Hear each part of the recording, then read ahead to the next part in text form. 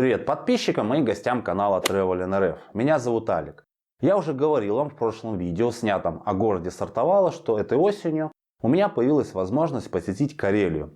Кстати, посмотрите это видео, если вдруг его еще не видели. А сегодня я расскажу вам, почему стоит съездить в горный парк Рускеала. А он ни много ни мало считается уникальной достопримечательностью Карелии, где живописные мраморные скалы отражаются в зеленоватой глади чистейших озер. А перед парком покажу вам место, где снимали фильм «А зори здесь тихие». Приятного вам просмотра! Так вот, осмотрев Сартовала, мы на следующий день отправились в парк Рускеала. Расположен он всего в 36 километрах от города. Как вы можете видеть, мы решили заказать туда трансфер на автомобиле, на котором мы проехали через населенные пункты Хилюля и Рютю. Такой способ добраться до парка мы выбрали по одной причине. Это чтобы посетить Рускеальские водопады по дороге в этот парк. А это то место, где снимали легендарный фильм. Вот одна из сцен этого фильма. Погоди, перенесу! Готовы, не надо! Из тебя еще хворь не вышла! Но у нас по плану осмотр Рускеальских водопадов. Вот здесь можно оставить свой автомобиль, а вот здесь расположен туалет. А при входе есть и сувенирный магазин. Протяженность маршрута составляет 900 метров. Казалось бы, немного, но выделите на него полчаса или немного больше, и вы получите от этого маршрута огромное удовольствие. В путь. Сразу хочется сказать, что не ожидайте от местных водопадов каких-то массивных водных потоков. Вы не в Сочи. В среднем их высота составляет от 3 до 4 метров. Воды реки Тохмайоки, где, собственно говоря, и находятся водопады, коричневого цвета. Это объясняется влиянием залежей ископаемых и примесями жилистых соединений. С цветом воды как раз связано название поселка Рускеала. В переводе с финского Рускеала означает коричневый бурый. Самый высокий водопад, который здесь можно увидеть, называется Ахвенкоски и считается самым крупным среди комплекса рускеальских водопадов. Его высота достигает 4 метров. На водопады и заводь открываются потрясающие виды с нескольких смотровых площадок. Здесь также есть несколько подвесных мостов, по ним идти несколько экстремально. Они во время движения начинают неслабо раскачиваться.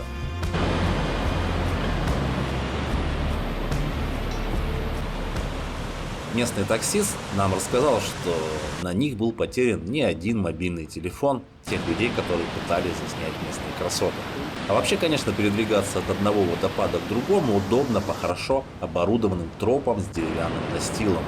Скажу честно, уходить мне отсюда совершенно не хотелось. Так здесь красиво, но не забываем, у нас впереди главная цель сегодняшнего дня – это парк Рускеала. Но перед этим хочу сказать, что пожалуй, самый интересный и романтичный способ посетить парк – это купить билет на Рускеальский экспресс. Стоимость билета на данный поезд в районе 1500 рублей. Вот он, какой красавец стоит.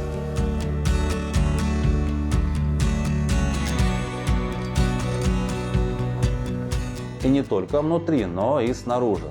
Кстати говоря, именно на нем уже вечером, проведя весь день в парке, мы вернулись в Сартовала. Вокзал Рускеала меня тоже приятно порадовал своей атмосферой. Такого дореволюционного полустаночка.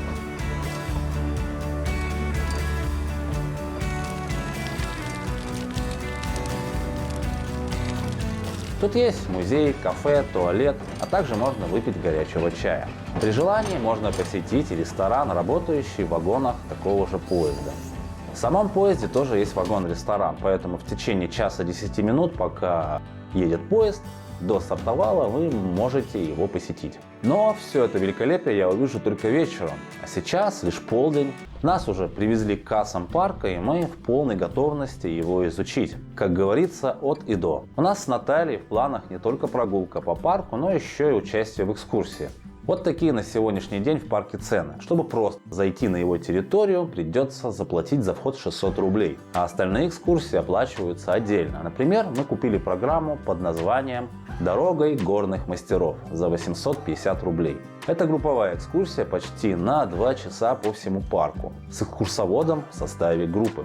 Нам вот повезло в этот день, так как сейчас, разумеется, не сезон, спроса на экскурсию не было, поэтому в нашей группе кроме нас был всего 1 человек. У нас получился почти индивидуальный формат. А вот для примера другие экскурсионные предложения парка, которые вы можете посетить. На входе в парк после оплаты входного билета нас ждала милая белочка. Мы пытались покормить ее семечками, но она в нерешительности от нас убежала. Белочка как будто охраняла вход в пещеру, в которую мы забежали в первую очередь. Это старая вертикальная шахта под номером 2. Она служила для добычи мрамора и подъема его наверх. Сейчас здесь достаточно атмосферно.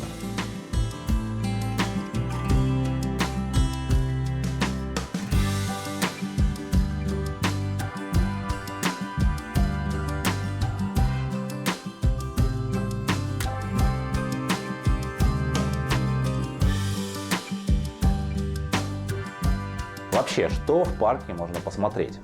На его территории находится несколько любопытных локаций. Ну, во-первых, это 3 озера. Главное – Большой мраморный каньон. Второе озеро называется Монферрано. И третье, с более скромным названием, Светлое. Чуть сбоку от них протекает быстрая река Тохмайоки, что означает «бешеная» или «дурная». И из развлечений есть, например, зиплайн, где вы за 2500 рублей сможете пронестись над Большим каньоном. Но мне показалось, что за такую короткую пролетку дороговато. Вы не пройдете мимо площади с магазинами сувениров, их тут несколько. Здесь есть и туалет. Ну и, конечно, вам захочется перекусить. И здесь есть несколько кафешек. Например, мы 2 раза покушали в кафе «Русколка». Здесь очень приятный зал, вкусная еда. Кстати, здесь действует самообслуживание, поэтому это по сути столовая.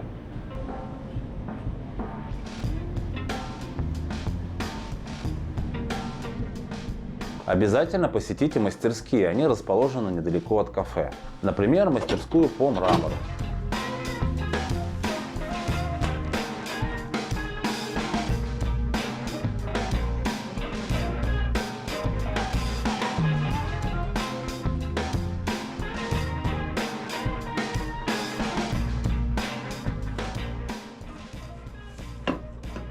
Ты опять выходишь на связь, мудила? А рядом с ними находится локация под названием Белая гора, где можно увидеть необычную экспозицию. Тоже, разумеется, сделанную из мрамора. Хоть и считается, что такие фигуры из данного материала делать сложно. Но вот кто-то постарался.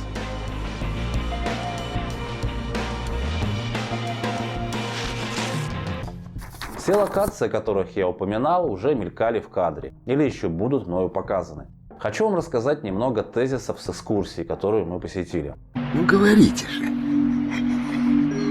Я слушаю. Данное мраморное месторождение самое крупное из приладожских. Оно занимает площадь несколько десятков квадратных километров и разведано до глубины более 500 метров. Мрамор в основном полосчатый. Цвета варьируются от серого, сине-серого, зеленовато-серого, белого до почти черного. Поверхность мраморного массива приобрела современный вид в результате движения 3-километрового слоя последнего ледника 12 тысяч лет назад. Мрамор здесь для производства строительной извести начали добывать в середине 17 века. Это были шведы, захватившие Карельский уезд. А после окончания Северной войны новая граница между Россией и Швецией прошла по северной окраине Рускеалы.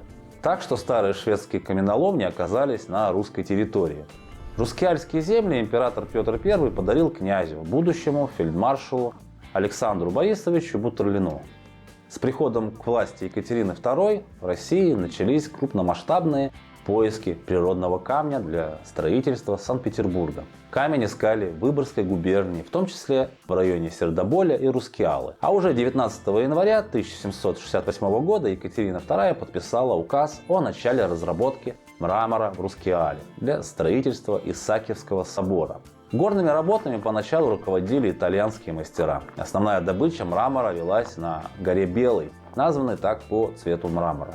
Я вам уже показывал эту гору чуть раньше. Мрамор добывали буровзрывным способом. Для этого рабочие использовали буры, которыми вручную, ударяя по ним молотами, сверлили в мраморе отверстия. Эти скважины затем забивали порохом и подрывали. Чтобы окончательно оторвать камень от скалы, также бурили скважины с тыльной стороны блока и их тоже подрывали. Тогда блок откалывался от скалы и оседал на дно карьера. Затем к работе приступали каменотесы, которые придавали блокам нужную форму. С 1803 года в Рускеала начинают добывать мрамор для строительства Казанского собора, а именно для облицовки мозаичных полов. Тогда использовали 2 сорта мрамора. Белогорский и Зеленогорский. Зеленогорский – это светло-серый с зелеными разводами и полосами. В 1820-е годы рускеальский мрамор понемногу стали использовать для производства строительной извести. Первый известковый завод Рускеала на 10 обжиговых печей работал до 1826 года. Сейчас на территории парка можно увидеть то, что от него осталось. После передачи Выборгской губернии в состав автономного Великого княжества Финляндского в 1811 году в Рускеале стало расти число финнов-лютеран. А с 1854 года рускеальские мраморные ломки, оказавшиеся без госзаказов, стали приходить в запустение. До 70-х годов XVIII века. С этого времени добыча мрамора велась комбинированным способом – карьерами, шахтами и штольнями. При добыче мрамора применялся буровзрывный способ, который позволял получать дробленную горную массу. В результате работ размеры карьеров достигли 450 метров в длину, 120 метров в ширину и 60 метров в глубину. Общая длина подземных тоннелей, пронизывающих мраморную толщину, составила несколько километров. Так и возникло здесь то, что мы сейчас видим. После окончания Великой Отечественной войны началось восстановление Рускеальского известкового завода и мраморных карьеров. С 1947 года вновь был запущен завод, который проработал до начала 90-х годов. На заводе добывали мраморные блоки, используя для этого станки канатного пиления, созданные в Италии. Так, например, образовался итальянский карьер с ровными, как бы полированными уступами, на которых запечатлен причудливый рисунок мрамора. Здешний камень применялся для украшения различных сооружений в разных городах Советского Союза, ну и в том числе непосредственно в Санкт-Петербурге, на станциях метро Приморская и Ладожская его можно увидеть. Окончательно рускеальское месторождение было признано непригодным для использования в 1998 году. В начале 2000-х вступает в силу концепция развития туристического объекта мраморные ломки Рускеала, которая послужила теоретической основой для создания в последующие годы горного парка Рускеала. А главный карьер в настоящее время является памятником историко-культурного наследия Республики Карелия. В 2004 году были проведены мероприятия по благоустройству и обустройству главного карьера. Установлены ограждения, лестницы и мостки, проложены тропы, устроена автостоянка, очищена от мусора территория земельного отвода парка и акватория Мраморного озера. А в 2005 году был образован непосредственно горный парк Рускеала, в том виде, в котором мы его сейчас и видим. В летнее время в парке проходят различные анимационные программы. Организуются фаер-шоу и лазерное шоу, которые можно увидеть и зимой. Вот так это все выглядит вне сезона. Летом также можно поплавать на лодках по Мраморному озеру. Ну и в конце хочется сказать, что горный парк Рускеала расположен на международной трассе под названием «Голубая дорога», связывающей Россию с Финляндией. По этой дороге идет активный поток туристов, либо шел в обе стороны. На сегодняшний день парк является одним из самых популярных в России туристических объектов, которые ежегодно посещают десятки тысяч туристов. Уважаемые зрители, спасибо, что досмотрели это видео до конца. Если вы не подписаны на канал, то подписывайтесь, поставьте лайк и включите колокольчик, чтобы не пропустить следующие видео на моем канале. На правах рекламы хочу вам сообщить, что компания Travel NRF организует горнолыжные туры в Сочи, Архыз, Домбай, Эльбрус, а также авторские туры на Байкал, Дагестан, Армению, Грузию, винные туры по Краснодарскому краю и индивидуальные экскурсии на курортах Черного моря. Если вам интересно, ссылку сайта оставлю в описании. Посмотрите также видео о городе Сартовала, или о Нальчике гляньте. Всем удачи и пока!